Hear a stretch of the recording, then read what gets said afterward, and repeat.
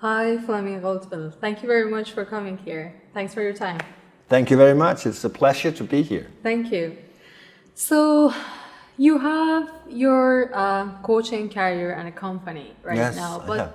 but tell us about your background. So where did it started, and how did you become a coach, or how did you become interested in coaching?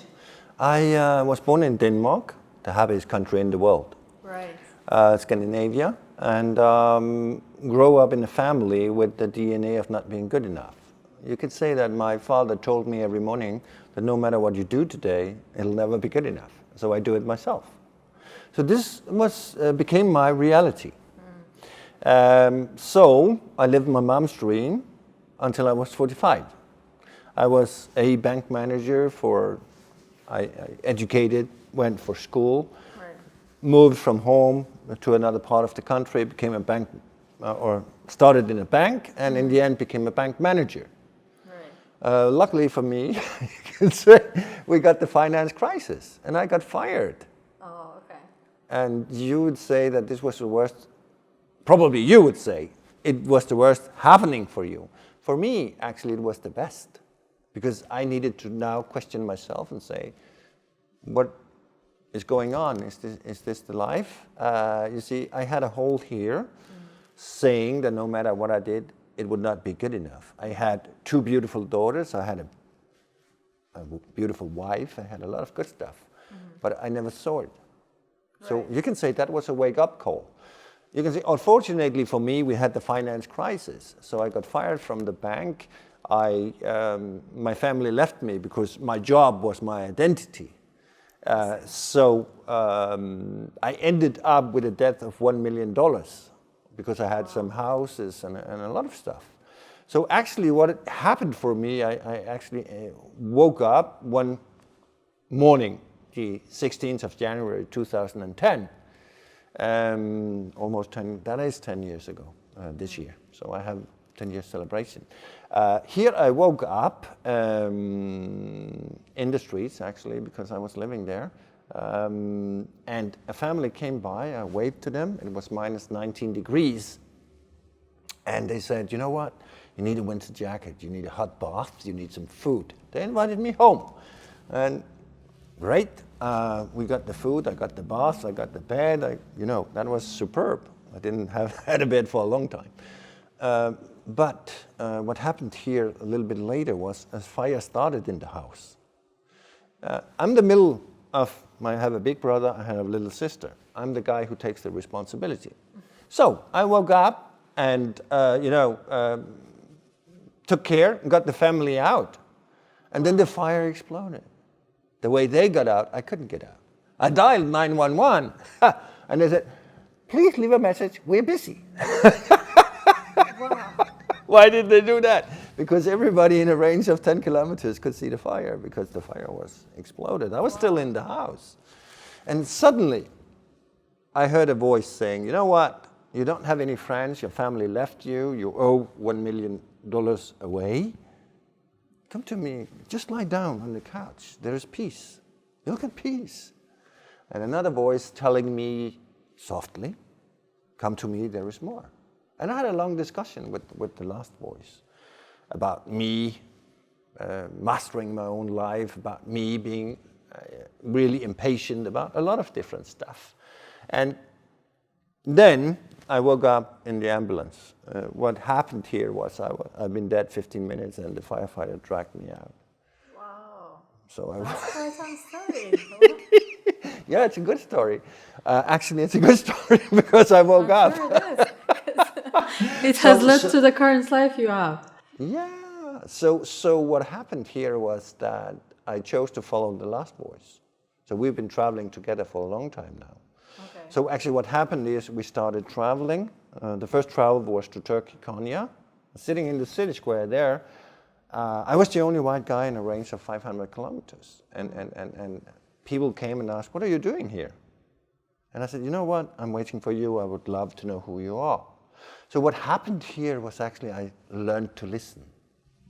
And this is one of the most important parts. This is the most important part in the world. Right. Listen. To be able to Listen. build a communication. Yes, to understand. You see, when people come to you, they may not come for advice. And you don't. The other part is that the other very beautiful part of this story is that I lost everything, and then I don't need to have the fear of losing anymore. Oh, I see. So you see, I actually became free of my old, you can say, conditioned limited belief.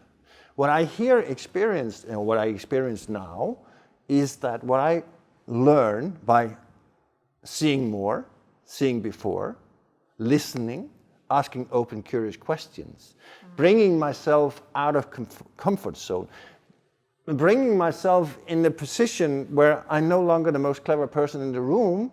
I may be the less, and I can ask a lot of questions and get a lot of information.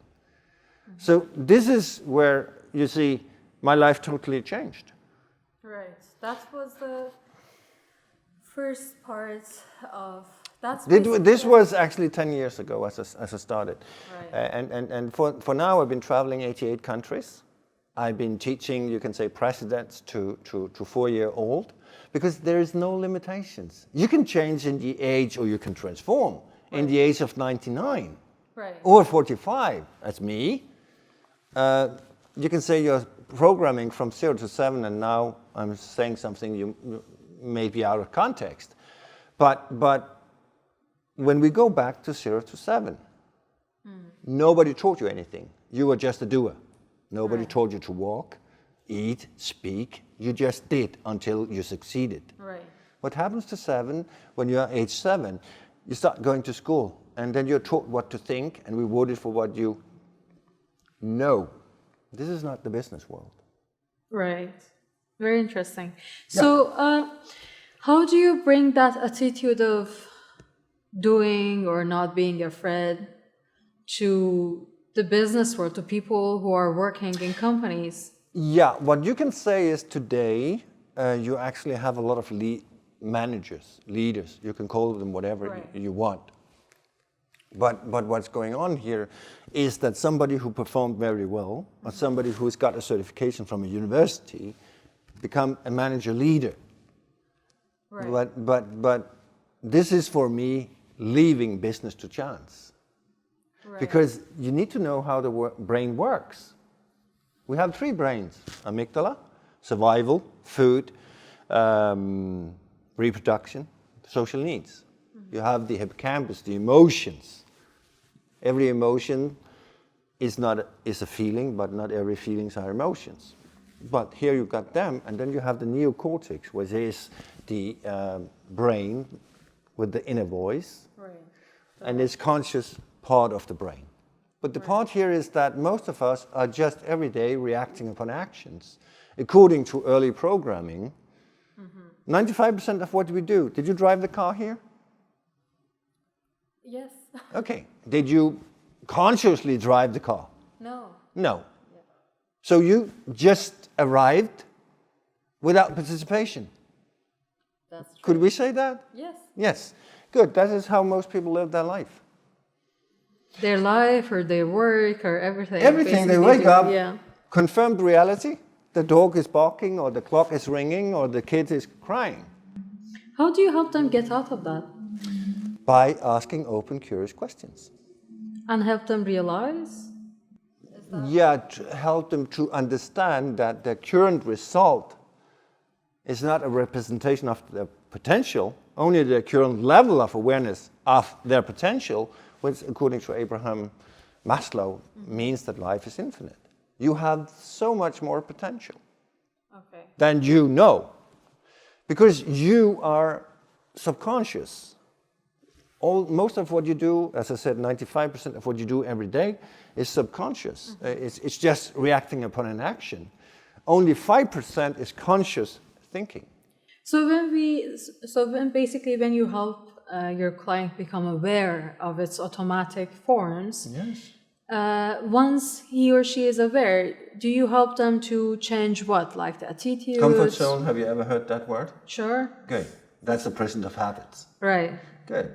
So since you're continuously doing the same over and over again, since all your 5 senses is colored by a comfort zone. Right.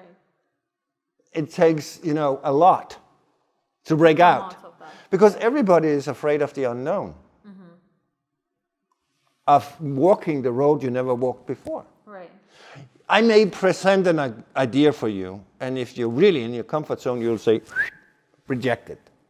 Right. But if you're reasoning a little bit, then you will think, okay, fine, when I got this amount on my bank account, when I got this car, when I got this, then I'll do it. But when you have this, you just find new obstacles. Right. The people who is moving on, you could say Einstein, he had a 10,000 step process. The journalist asked him, 10,000 failures? No, it was a 10,000 step process. What is the perspective here? Right. He invented the light. Brother Wright invented the flying. Everybody said they were crazy, it was impossible, people cannot fly. Their father even wanted to separate them. But you can say by Thomas Edison, by Brother Wright, their success was not inventing the light or invented the flying. Their success was not giving up. Right. And breaking through the terror barrier. Because most people come into the conflict area where they're full of anxiety, fear of losing, and a lot of things, yes. And then they go back to their comfort zone. Just seconds before they succeed and break into what I call freedom zone. So you help them withstand this... I help the single individual, right? But I see the entity as a human. Yeah, as an organism. Yes, or cells, you can say, or even their country. Right. So if we want to change something, we need to focus on the inside. If we're talking happiness, it's not coming from the outside. It's happiness is not coming from all the money you got, the car you have, the Rolex on your arm, the suit you're wearing. It's coming from inside, to be content and satisfied. Right. So when a company comes to me with the presenting problem, or an individual comes to me with the presenting problem, I would say, this is a lie. It's a symptom. We need to find the reasons. And that's where we have what I call the happiness polls. We go in by 21 questions. We find out, we get the commitment from the management. We engage with the employees and tell them, you're totally anonymous. This is your opportunity for telling the truth and change the things. And then we're working behavior attitude. You work on behavior and attitude. Yes. Okay, then, okay. So how do you do that? Like, are there components leading to change Yes, we in have attitude? something called LIFO, which is behavioral styles. We do not believe that your personality is fixed. We believe that your outcome is the way you do things, your behavioral style. And we know it goes back 2,000 years. A lot of different companies has been working with this, but it's our connection to the 4 elements. We know there's excellence, which is supporting giving people. 69% in the world is excellence. We know that we have action, which is 3% of the population who is controlling taking. We got harmony people, which is 11% of the population focused on harmony, on humans in the organization. And we got reasoning people, detailed-oriented, data-oriented. All of them are needed in the organization. Right. Nobody can move without the other. Right. So here we actually just start to understand each other, what I talked about earlier, creating a new language. So here we understand you can say the goals for the supporting giving, the values of the supporting giving, and the strength. And if you want to change, there are 6 strategies for a change of you, which you can work with. This is one of the things, but here we create the understanding of the single individual in the body, you can say. Body. Yeah, which is a company, an organization, or a country. Right. Yes. And then to change the behavior or the attitude, you use those basically... We actually, we have a lot of different books. There is people who has written a lot of books, and I started focusing on them. Right. And I just took, you can say, how to become a person of influence. How for me, what changed my life was a book by John Maxwell called The Difference Maker. I read it 1 million times. You can read books, but I didn't understand it. It was all about attitude and behavior. So for me, I needed to practice. So what we do in our workshops is actually, I speak a little, 10 to 15%. We have 25 in the room who I ask open, curious questions, and they get reflections. And then we have a half an hour where we are doing. Okay. So how many day workshops are there? A 3 days workshop we did for the largest medical company in the world, in one of their 16 offices here in the Middle East. Right. And what we did was increasing productivity with 250% in 60 days. Wow. How could we do that? How could you do that? Yes. By finding out, we worked with the LIFO the first day. We found out that reasoning and excellence, it was mainly the people in the office. No matter if they were managers or they were whatever their position was.